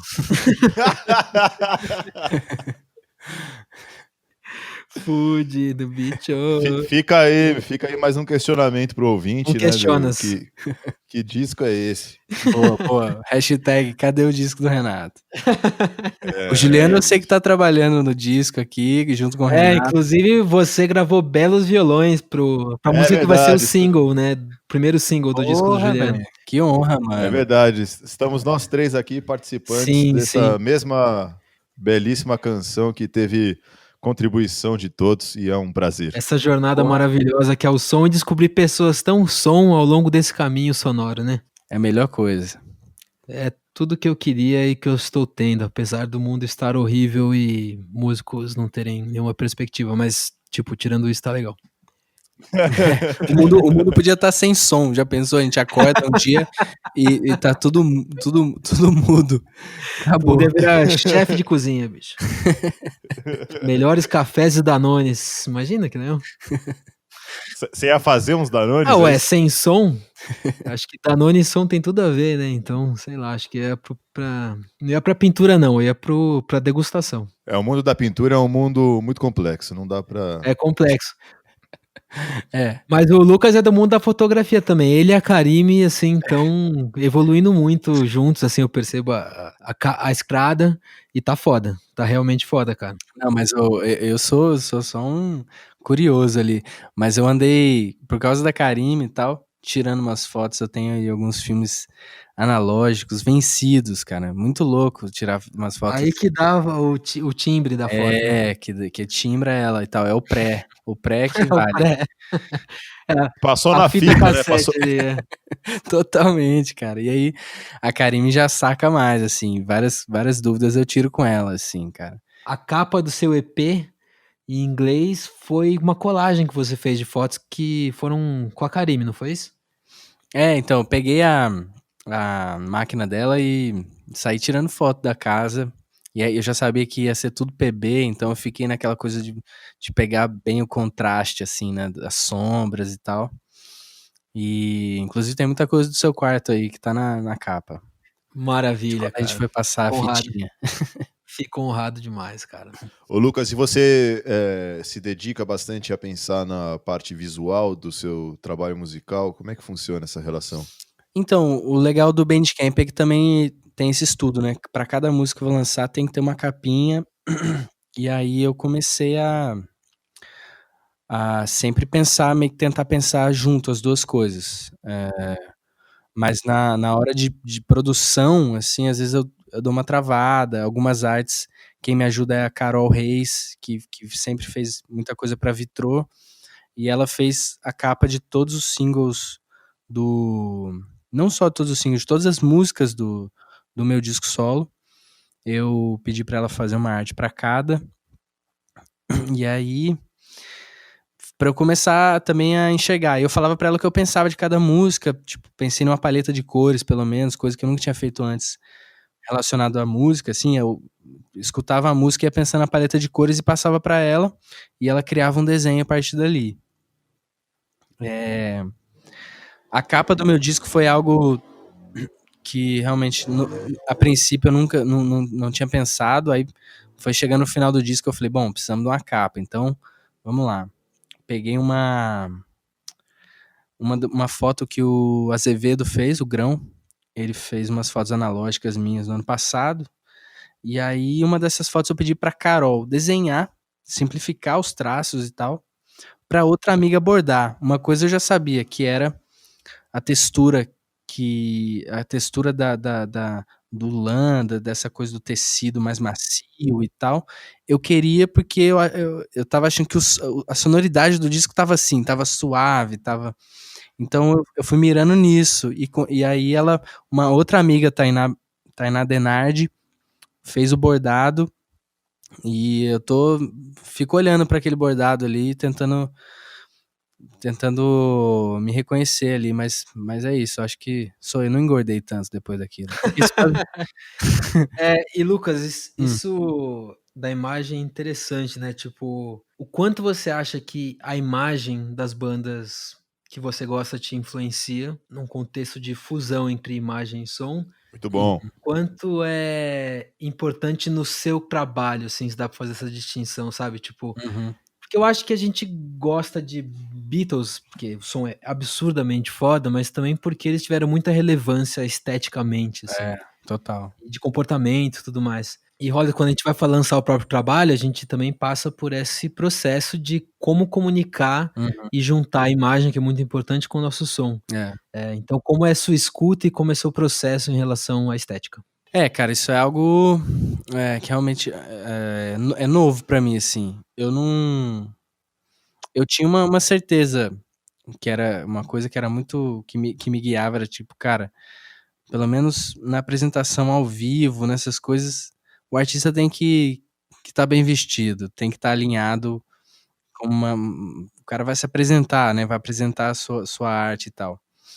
Mas, com esse disco eu fiquei mais atento com o lance da imagem, assim, da estética, né. Eu vejo que muitas bandas conseguem amarrar isso muito bem, cara, e isso é uma coisa difícil mesmo, tipo, tem gente que não tem essa sagacidade, assim, né, de olhar e de ouvir e conseguir imaginar e tal, e ver sei lá, visual. Eu acho que é um pouco penoso pra mim, assim, é uma coisa que eu tenho que pensar mais, não funciona no automático não. Mas porque até me incomoda, às vezes, em certo ponto, que tem muita banda que tem muita imagem e não tem som também, né. Tem muita banda que acerta muito na imagem, pela imagem você já consegue: "Porra, olha isso, que legal essas coisas", então você consegue imaginar mais ou menos pra onde você vai, e quando você chega lá, você é surpreendido. Não conseguiu amarrar bem, mas é bonito. Mas é uma tarefa difícil, né, cara, conseguir alinhar, eu acho, essas 2 coisas. É difícil e um pouco necessário, né, igual, sei É. lá, eu acho que eu não gosto de Instagram, mas quando lançar o disco Eterno vai ter que ter essa porra, não tem jeito. Sim, sim. Igual quando você mete um discão, você vai, cara, se você quiser sobreviver, você é obrigado a lançar uma imagem junto, por mais que você não se sinta tão conectado com aquilo, né, é uma coisa complexa. É, essa coisa de redes e tal, acho que tem que ser de verdade também, né, tem que estar a fim de fazer, assim. Tem muito artista que não vai bem nessa, mas pô, a gente vive ouvindo, né? Deu um play e pirou. A pessoa não precisa estar ali o tempo todo lembrando e tal. Que, eu tenho esse trabalho, escuta meu trabalho e tal. Porque, meu, você já pegou. E a música vai sozinha também. Acho que a música tem esse caminho, cara. Boca a boca e tal. É mais demorado esse processo, mas é legal, né? Tá próximo, né? Saber quem tá ouvindo sua música também. Saber a galera que vai colar, que tá recebendo aquilo. Conhecer o seu público, assim, né? É interessante isso. Eu acho que é importante também. A impressão que dá é que vale a pena encarar essa parte de imagem, de fotografia, de ilustrações, de vídeo, como uma continuação do seu trabalho, né? Se você está querendo dizer isso com a sua música, então tentar aplicar isso a todo o pacote, né, do som, porque aí deixa de ser só uma coisa de ficar fazendo uma propaganda do seu som, mas vira parte do seu trabalho artístico, né? Acho que é um pouco difícil, mas pelo menos é uma forma de encarar isso como uma continuidade daquilo que você está fazendo, Sim, né? Total, velho. Não, se aquilo é, tipo, você lançou um disco muito sincero, você ali nu, cara, o restante sei lá, você mostrar o que te interessa, o que, né, tipo, o Instagram, que é um lugar de se postar imagem, de estar ali na frente e tal. Cara, é o seu universo, né, cara? Você cria aquilo e tal. E também não precisa estar tudo amarrado, porque todo mundo é uma metamorfosezinha, todo mundo tá mudando o tempo todo. Então, pode sair da estrada também. E não precisa Exato. seguir, né? Você não é um conceito ambulante, né? Sim, exatamente. Isso mesmo. Que louco, bicho. Você falou agora, quando a gente estava falando de imagem, você falou de uma preocupação com show, né? Uhum. Como é que é a sua relação com a apresentação ao vivo, cara? Cara, eu depende muito, acho que varia de projeto para projeto, assim, né? Tem a coisa de, por exemplo, uma banda que eu toco mais, que é a Maglória, assim, estar no baixo eu vejo que eu me comporto diferente, assim, é uma coisa de segurar, de manter o tom da coisa, tipo, alinhado com batera, manter o andamento e tal. É uma coisa que você tem que ficar mais atento ali. Na Vitrô, que eu canto a maior parte das músicas, eu tô ali no centro e tal. Muitas vezes é um stand-up, cara. Eu tô ali fazendo piada e eu acho que eu sinto mais fúria também tocando na Vitrô. Tanto que já cheguei a quebrar, né? Quebrei uma guitarra recentemente, fui descobrir um tempo depois, porque depois do show guardei, fui tocar, ela tava quebrada, assim, o braço. Caralho, pode crer. E aí tem, com Gustavo Galo, que é guitarra. Eu acho que com guitarra eu tenho uma postura com mais fúria, assim, né? Acho que é o fuzz que nos move. Pode crer, cadê os baixistas quebrando o baixo, cara? Cara, é porque o baixo é um instrumento pesado da porra, né? Não dá nem pra dançar muito, cara. Quando eu entrei na Maglória, eu tinha eu tocava até num baixo mais levinho, um Giannini, que o Thiago tem. E, cara, eu dava pirueta no palco, cara. E aí, eu tava agora com esse Fender, pesado pra caramba, velho. É pesado Tipo, mesmo, já toquei, cara. Então, você entra no palco assim, caralho, vai ser difícil, mas vamos lá, né? E na hora do show, realmente, você esquece isso. Tipo, na hora do show, você tá, foda-se, não existe dor nenhuma. E depois é que vem a conta ali, né? Por isso que beber é importante pra show aí, ó. Porque daí também Então. anestesia o final do show também, você não tá sentindo nada, e no outro dia é que vem o negócio. Total, acho que seria bem estranho também um baixista quebrar o baixo, porque não tem um momento de ápice, tipo, o baixo é a bateria, tipo, a mãe e o pai, e a guitarra é o filho rebelde, né? Total. E aí, você tá no meio de um solo de guitarra, cara, aí vê o baixista quebrar o instrumento e você fala, mano, esse cara tá com problemas extra show, ele tá zoado, mano, ele precisa de ajuda. Tá Então, bem, não. não é rock and roll, é só vamos cuidar desse man, porque ele não está bem agora. Não, e quebrar uma guitarra já é difícil, cara. Imagina quebrar um baixo, velho. Então aí vai ser frustrante. O cara tenta quebrar o baixo e o baixista geralmente é magrelo, meio, né? sem muita vitalidade, cara, ele vai tentar quebrar, só vai dar uma rachadinha, vai ser broxa, ele vai ficar tristaço depois, É, cara, o baixista ele tá na onda de ser calmo, cara. Ele é um Sim, cara que então, ele segura a onda, cara. ele segura a onda toda. Eu vou quebrar um baixo um dia, bicho, vou fazer essa experiência. Quero ver, cara.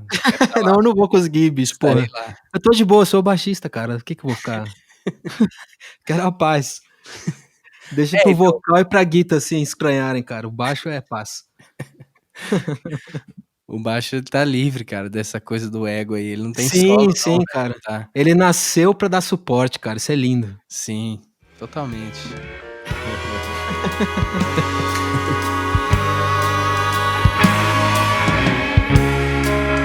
Eu também te extraño. Te quiero encontrar. Todo está cambiando. No puedo esperar. Todo lo que dices puede suceder. El tiempo solo pasa, sin miedo a correr.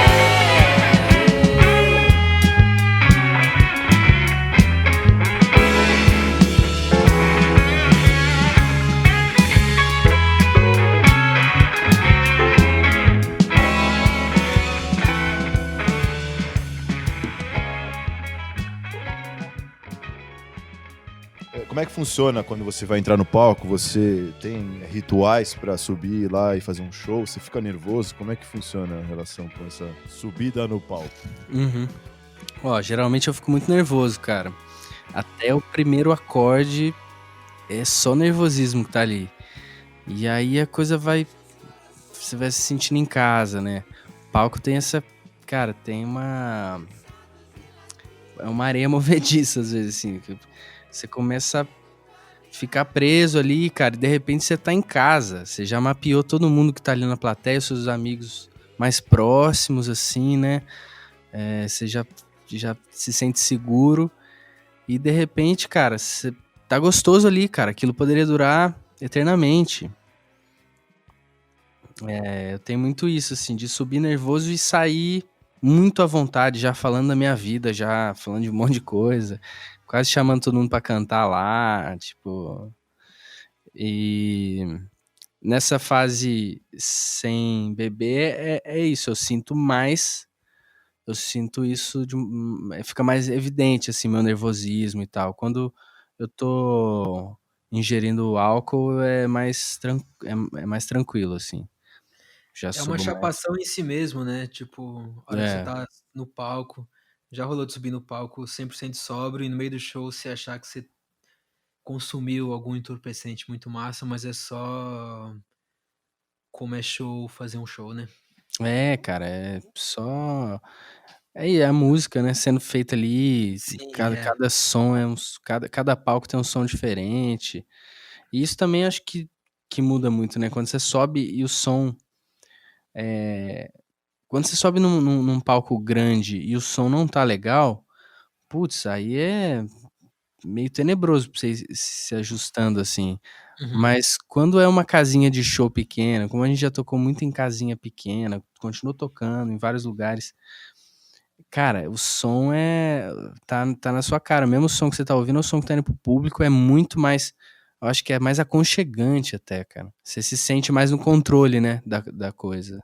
Voltando um pouco à parada do Bandcamp, que é um registro mais como diário musical, Uhum, o legal do seu Bandcamp é que tem músicas muito antigas e dá pra perceber, assim, a sua trajetória musical. uhum. Então dá pra ver bem a sua mudança. E eu queria saber como foi a sua primeira experiência? Como foi a sua primeira experiência em gravar seu próprio som? E depois eu queria saber sobre a transição de ter mudado de Passa Quatro pra São Paulo, como isso te influenciou? Em 2006 eu já tava gravando algumas coisas em casa. Ainda tava morando em Taubaté em 2006. E aí comecei a compor mais músicas ali naquela época. E comecei a gravar em casa no Audacity, naquele programinha, com um microfone de um computador, aqueles microfones branquinhos e tal, com um suportezinho. E aí eu comecei a gravar, a testar essas multipistas e tal, quando eu aprendi ali, fuçando. Ah, aí gravava tinha uma viola do meu irmão, aí eu afinava ela, parecia uma guitarra de 12, fazia uns riffs e tal. A gente gravou Mr. Tambourine Man, não sei se tá no Bandcamp, no primeiro EP, mas aí no ano seguinte, quando eu fui pra Passa Quatro, eu já tinha um pouco de conhecimento assim, com o software de gravação, como funcionava, mas não sabia mexer com compressor, nada disso, assim, não sabia, só lia lá compressor, nunca ia imaginar pra que servia aquilo. E aí comecei a gravar, continuando a gravar com esse microfone, até que aí já tinha uma banda lá, formei a Demodês lá, minha primeira... Não foi minha primeira banda, mas foi uma banda que eu botei mais músicas autorais, assim. E o guitarrista, ele manjava de eletrônica e tal, o Ciro. E o Ciro levou uma época lá um protótipo de um pré, assim, tipo uma plaquinha, que era dentro de uma caixa de fita VHS, cara. E que ele montou. E aí ele me ensinou lá a plugar. Aí, plugava normal, assim, como se aquilo funcionasse como um microfone, assim, né? Uma placa de som, na verdade. Aí plugava o microfone ali. Aí podia plugar um microfone melhor. E aí tinha um amigo que tinha lá um Shure antigo, do pai dele. E aí ele me emprestou e eu comecei a gravar umas coisas. Então, aí já fui pra bateria, né? Falei, vou gravar bateria com um canal aqui e tal. Aí logo depois esse brother pegou um toca-fita lá, um pré, um toca-disco antigo, sei lá, um toca-fita, Technics, que eu lembro, e cortou, fez assim, um tamanho de uma plaquinha mesmo, assim, com 2 canais. E então dava pra ligar por esses 2 canais, ter 2 volumes, mas ele entrava um canal no PC, né? Só saía um P2 desse protótipo e entrava no computador. E aí comecei a gravar bateria melhor. E aí gravei algumas do Bandcamp, mas que eu joguei no Bandcamp mais tarde, mas do primeiro não tinha nenhuma bateria ainda, era só eu fazendo voz e violão e tal. O primeiro é o Folk Songs to Dolores, né, mano? Quando eu me mudei de Taubaté pra Passa Quatro, eu tinha uma amiga, um amor platônico, assim, mas tinha um amor de amigo já pela pessoa, assim. E eu chamava ela de Dolores, por causa de uma música do Vanguard. E aí fiz esse EP, gravei inicialmente só como um presente pra ela. Aí eu desenhei a capa em nanquim, assim, e gravei o disquinho e entreguei pra ela numa das viagens que eu fiz pra Taubaté, assim, como um presente. Aí os outros seguintes também ali. Tem uns que são L1, L2 e tal. Eu fiz pra uma outra namorada que eu tive lá em 2008, de 2008 até 2009, final de 2009. E gravei, sei lá, o primeiro foi um presente de Páscoa, assim. Eu coloquei o CD dentro de um ovo de Páscoa gigante e entreguei pra ela. E o outro foi uma vez que foi no meu aniversário, só que a gente tava brigado e aí foi uma forma de reconciliação. Eu dei o disco pra ela já falando sobre a volta e tal, que eu tava me sentindo mal e tudo mais. Então, inicialmente eu comecei a produzir assim, cara, como presente para as mulheres da minha vida, assim. Que legal, que legal. E aí, depois é que eu fui expondo isso, assim, né? Aí coloquei no Trama e depois o Moonlight também, que aí eu assumi lá um outro personagem, que é o Alson Lucky. Que da hora. Aí eu gravei a minha namorada naquela época, Luara, ela era professora de inglês. Mas muito novinha, assim, ela nem podia dar aula, assim, legalmente, mas ela dava aula de inglês. e numa escola lá da língua e tal. E eu gravei tudo em inglês, mas tá tudo errado, sacou? Eu não consultei ninguém. É assim que é bom. E aí, nesse eu gravei já mais uma... que é todo country. E foi um presente também pra ela, com uma capa desenhada e tudo. Eu fui pensar nessa coisa mais profissional, de fazer EP e tal, cara. Porra, muito tempo depois. Só em São Paulo, eu acho, assim. Até então, aquilo pra mim era como presente, sabe? Como... Que show, cara. E aí eu comecei a falar, pô, não, já sabia que eu queria ser músico e tal, nem tive que escolher, assim. Mas comecei a falar, pô, tentar fazer direito. Quando o Felipe Consolini descobriu uma dessas músicas e me pediu que ele tava abrindo um selo e queria uma banda, queria um artista, aí ele me chamou por uma dessas músicas. Aí foi quando eu falei, cara, me dê um tempo, eu quero uma banda, não quero me lançar solo, não. E aí montei a Vitrô. E aí usei uma dessas músicas de pré, que eu tinha feito lá, uma pré de Ossos de Amor. Até então não existia pré na minha vida, sabe essa palavra? Não tinha essa coisa de fazer pré. Pra mim Tinha aquilo a ali demo e a demo já era o som, pô. aquilo era o som, que é o som final. Mas hoje eu encaro aquilo como pré e tal. E aí a gente regravou Ossos de Amor na Vitrô. Aí eu vi como era, assim, realmente, assistindo o Felipe tirar som e tal, mixando. Eu vim pra São Paulo, fiz o curso de, de mixagem e masterização pra descobrir que eu não gostava daquilo, mas tive que aprender a usar e aprendo cada dia mais aí um pouquinho. Aí tem essa coisa de São Paulo, né, cara? Porque Aí eu saí em 2012 eu saí de Passa Quatro pra vir pra São Paulo, pra viver de música, assim. Eu vendi uma moto de cross que eu tinha, moto de trilha, e vim com essa grana e falei, é isso, vamos ver no que dá. E aí eu tava namorando na época, fiquei na casa da avó dessa minha namorada, na edícula, assim, nos fundos. E ali continuei gravando algumas coisinhas ali, que eu trouxe esse aparelhinho Technics que o brother fez, um Shure do batera, e porque a gente ainda tinha essa banda, o meu primeiro contato com o estúdio foi em Passa Quatro, em 2011, a gente gravou um disco lá, eu vim pra São Paulo pensando que a gente ia masterizar ele, e a banda viria em seguida. Os dois meninos, era um power trio. E a banda não veio, quer dizer, o Ciro veio pra dizer que a banda que ele tava saindo da banda, que o Gabriel também tava saindo da banda, e eles vieram pra pegar os equipamentos. Caralho. Aí eu fiquei sem poder gravar e sem banda. Sem perspectiva de futuro.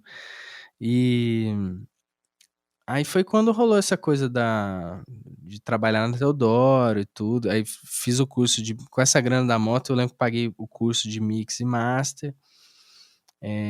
Aí fui conhecer a Casa do Mancha, enfim, fui me conectando com a cidade, assim, conhecendo a galera mesmo da música. E aí comecei a gravar, voltei a gravar trabalhando no Mancha, né?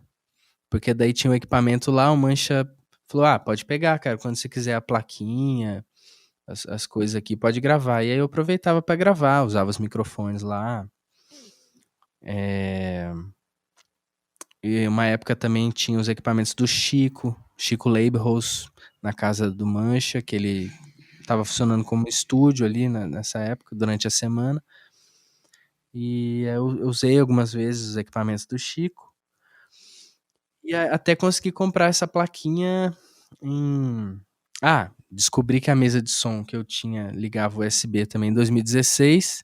Então, quando eu me mudei para essa casa, do apartamento, eu liguei no computador ela e tal, instalei e falei, pô, funciona mesmo.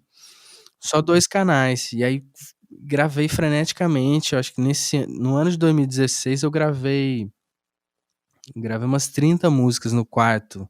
Foda. Tudo assim, tipo, fiz várias guias, aí fui fazendo as baterias, tipo, estudando mesmo, assim, né? Uhum. E tenho muitas delas não mostrei pra ninguém, estão aqui guardadas e tal. E tô aprendendo. Aí eu comprei essa plaquinha do Miguelito, um grande amigo nosso da música, baixista também. E comprei em 2017. Aí é onde eu gravo diariamente aqui, né? Sempre tô gravando alguma coisinha. Falei tudo? Falou tudo e mais um pouco, cara. Puta que foda, Não ficou cara. confuso, não, velho? Não, ficou massa. Ficou Ah, massa demais, velho. É? Porra. Só assim, antes da gente ir pra pergunta final, eu gostaria de saber. Porque, pelo menos na minha experiência, depois que eu comecei a ter equipamentos de gravação, minha experiência com composição mudou também. Então, parece que é quase um incentivo de compor músicas novas você poder gravar e ver aquilo acontecer nos monitores, assim. Você acha que isso teve como influência pra você, Lucas? Tipo, você tem o equipamento pra fazer, isso é um incentivo pra compor? Cara, não necessariamente, mas eu sinto que é isso, a possibilidade tá mais, sabe, tipo, tá aqui, assim, de poder gravar e tal, porque o passo de compor, eu acho que ele indifere, né, dessas possibilidades de poder gravar mesmo. Eu acho que só o ato de compor já é muito, mas já é interessante e tal, e move a gente, assim, mas a possibilidade de gravar é legal para poder compartilhar e para poder tirar aquilo da frente, né? De repente você tem a música já em estado sólido, você tem um pouco da matéria, pelo menos a percepção, né, de da matéria, assim, alterada. Porque daí ela tá registrada, bonitinha, do jeito que você meio que pensou. É legal isso, porque daí você entra na coisa de produção, que eu te vejo como um produtor também, assim. Então eu vejo que você já tem a manha de ouvir aquilo pronto e tal, já consegue ver a possibilidade, aqui eu vou colocar esse teclado aqui, isso aqui, sabe? Uhum. É legal ter por isso, assim, esse exercício de produzir. Mas acho que de composição não não senti tanta diferença não, cara. Eu ia dar um jeito de gravar. Sim, sim. É interessante isso, porque eu acho que, principalmente agora que muita gente tem acesso a equipamento de gravação e tal, a possibilidade de produzir a música enquanto você compõe ela, acho que muda um pouco a relação, mas pra você parece que é um pouco separado esse processo e é interessante também. Eu acho que muitas vezes, até por erro de eu estar gravando, eu tô gravando a música como eu fiz. Aí, às vezes, um erro de execução ali, que eu falo assim: "Cara, pronto, eu vou cortar essa parte e aqui eu vou colocar outra doideira". Ela abre uma possibilidade pra música ir pra outro lugar, né, também. Uhum. Então, de repente, você fala: "Ah, então beleza, aqui agora eu vou meter, já que o violão não captou direito, rolou um erro aqui, eu vou meter uma guitarra raivosa, porque eu tô com raiva dessa placa, eu vou fazer ela sofrer". Aí você mete o sinal alto Sim. e Tem que punir essa plaquinha. e aí, de repente, você cria outra coisa, cara, e isso é interessante. É interessante mesmo, cara. Essas gravações caseiras têm muitos elementos interessantes, principalmente por você ficar inspirado pelo momento que você está vivendo, cara. De botar sons caseiros na casa, é muito legal, cara. E eu tô muito bem articulado agora, bicho, muito som. É muita latinha, bicho. Hoje foi um dia especial, cara, porque acho que a gente até conseguiu lidar bem. Sim, cara, pô, vocês saíram muito bem, eu adorei. Tipo, A gente começou a descarrilhar agora, porque realmente o Danone entrou na mente e tá treta, mas Eu tô decolando aqui, tô decolando pesado. eu decolei assim, jeito papai mesmo, bicho. Eu tô fudido, cara. Não, velho, vocês estão mandando bem, cara. Mas até agora foi uma entrevista, assim, muito edificante e muito massa mesmo, cara. Pô, que bom, velho. Porque eu tenho isso, assim, de achar que tudo que eu falei aqui, tipo, não vai servir, sacou? Nossa, vai servir pra caralho, Lucas. Nossa, você mandou muito bem, cara. Eu Né, tenho... Juliano? Eu queria deixar também um recado, que o negócio é o seguinte. Você que tá ouvindo a gente aí, tá gostando do papo, tá achando divertido, tá achando diferenciado. O negócio é o seguinte, os entrevistadores aqui, eles são um pouco limitados. Eles precisam de uma Sim. latinha para ficar, para a máquina ficar bem azeitada. Uma garrafinha cada. Dá uma garrafinha para nós. E o negócio é o seguinte, já estamos aqui fazendo esse podcast já faz um tempo e ainda não chegou a proposta de nenhum patrocinador. Fica aqui mais um recado. Nenhuma marca de cerveja quis nos patrocinar, o que eu acho completamente comédia. A gente tá um pouco chateado porque tá todo mundo no mundo da música e todo mundo gosta de se divertir. Eu gosto de me divertir. E uma das escadas para o mundo da diversão é o Danone. Então, se você aí produz um Danone, patrocina a gente. Pô, se você falar assim, vai chegar mesmo a Nestlé aí, vai chegar com um Danone aí, o grego. Tomara, cara, imagina ver um patrocínio de Danone errado pra gente.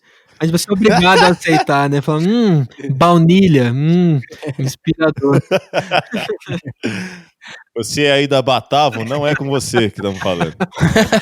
O Galo chama de Gatorade, né? A Heinekenzinha. Vamos tomar um Gatorade ali, bicho. Um bom Gatorade, cara. Isotônico. Você aí que é da Heineken, por favor, pode mandar uma mensagem pro nosso e-mail, mas você que também é de outra empresa, pode mandar aqui. Já estamos cansados de tomar cerveja vencida e Total. Eu queria deixar claro que eu tenho uma carta no bolso do colete. Você tem, né? Você adora. É. É um carteado fudido, né? Eu queria fazer uma pergunta aqui, já que eu tô decolando na nave do Danone, eu queria fazer uma pergunta que é uma pergunta que fica na minha mente sempre quando eu tô pensando a respeito da minha existência musical. Você tem uma mente diferente, cara. Eu vou fazer uma pergunta diferenciada, eu queria saber se ela tem espaço nesse programa. Vamos ver. Lucas, você acabou de fazer aí um belíssimo histórico da sua relação com o som, momentos marcantes, momentos que definiram tudo que você fez e tudo que você é até chegar ao presente momento. Esses momentos são importantes na vida de um artista e a trajetória talvez seja a coisa mais importante no som. E uma música ruim é boa porque ela serve para fazer uma música boa depois. Total. Sim. Um show ruim é bom para fazer um show bom depois. Perfeito. E um dia ruim é bom para ter um dia melhor amanhã. Então eu queria falar a respeito do artista no tempo. Queria saber qual que é o seu verdadeiro sonho. O que você gostaria quando você fecha os olhos e imagina o seu futuro no som? Cara, eu imagino... cara, diversos discos de estúdio, diversas produções também, gostaria de produzir mais outros artistas e tal. Ter mais parcerias. Acho que é isso, o que me move mesmo é a próxima canção, né? Acho que eu me alimento disso. Da próxima canção, do próximo show, do próximo movimento. E eu acho que nesses trabalhos, todos esses trabalhos, eu quero refletir nosso momento, nosso tempo, né, cara? Nossa contemporaneidade. Quero conseguir traduzir isso cada vez melhor, assim. O cotidiano, simples, qualquer coisa, assim, que seja palpável, assim, possível. vida mesmo, assim, eu quero falar sobre a vida, quero que isso esteja refletido nos meus projetos. Animal. Perfeito. Qual é o seu Beatle favorito? Muito louco, eu tava falando com uma amiga hoje, que ela falou que o Beatle favorito dela é o George. Eu acho que, pra mim, isso... Cara, meu Beatle favorito, ele vai mudando, assim, ao longo do ano, né? Cada fase, um Beatle. Quando você tá bebendo é o John Lennon, quando você tá sóbrio é o Paul McCartney? Olha, faz muito sentido, porque o John Lennon é um terror, né, cara? Bêbado, eu acho que eu bêbado, eu fico também um pouco... Eu passo dos limites. Tipo, ter vontade de ir num show de stand-up pra fazer o cara do humor chorar, esse tipo de coisa. Mas, no momento, o último Beatle que eu ouvi aqui foi o Paul McCartney, cara. Foi o disco Chaos and Creation in the Backyard, né? Que acho que é dos anos 90 ou 2000 já. Porra, eu tô perdido nas datas de disco, cara, e é algo que eu me culpo muito por isso. Não tem que se culpar, não. Isso é bom demais. Mas foi o último Beatle que eu dei o play, mas todo dia aqui tem um vinil diferente dos Beatles tocando. Agora tá mesmo. Magical Mystery Tour, nem ouvi o lado B ainda, preciso ouvir o lado B. Lucas, primeiro, muito obrigado por ter topado participar desse programa que está começando. A gente teve a honra de ter você aqui e foi uma grande entrevista e muito som envolvido, beleza? Nossa, obrigado, cara, eu que agradeço. Eu acompanhei as primeiras gravações, mas fazer parte mesmo é outra história, muito legal.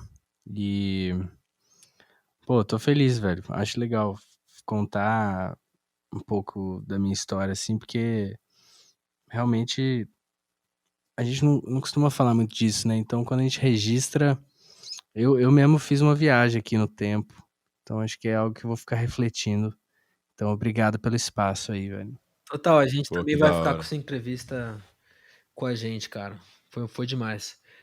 Exato. Cada entrevista é uma viagenzinha que a gente faz. Cara, essa Ótimo. entrevista foi muito inspiradora, bicho. Foi muito massa e fudido pra caralho. Lucas, pra finalizar, quais são os planos pro futuro? Ah, cara, tem esse disco solo, que é Se Chover, vai sair pelo Pequeno Imprevisto.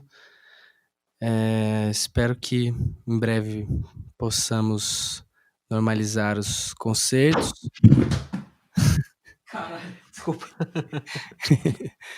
Renato caiu. Tá bem aí, cara? Tô bem, se eu tenho meu Danone, eu tô bem. E, bom, tem o disco da Vitrô também, que tá vindo. Acho que em julho ele sai, dia 10 de julho. Tem o outro disco da Maglória que a gente tá começando a pensar como vai fazer isso à distância, se a gente vai dar conta. E, cara, quem mais aparecer, a gente vai criando novos projetos para manter a música funcionando. Música de qualidade e muito inspirada, cara. Você é uma força da natureza do som, bicho. É demais. Que isso, cara. Somos todos. Fudido, bicho. Massa demais. Fudido pra caralho. Alguma coisa a acrescentar aí, J-Dog? Cara, é isso, Lucas. Obrigado. Foi uma conversa inspiradora e um momento mágico aqui pra gente. Estamos emocionados de compartilhar esse momento com você. E foi muito massa, cara. Obrigado aí por ter dedicado tempo e energia pra conversar com a gente. Que isso, cara. Foi um prazer, manos. Valeu. É nóis demais, Luquinhas. Que massa, velho. Ei, som! Ei, som! Ei, som! Essa vinheta é muito foda.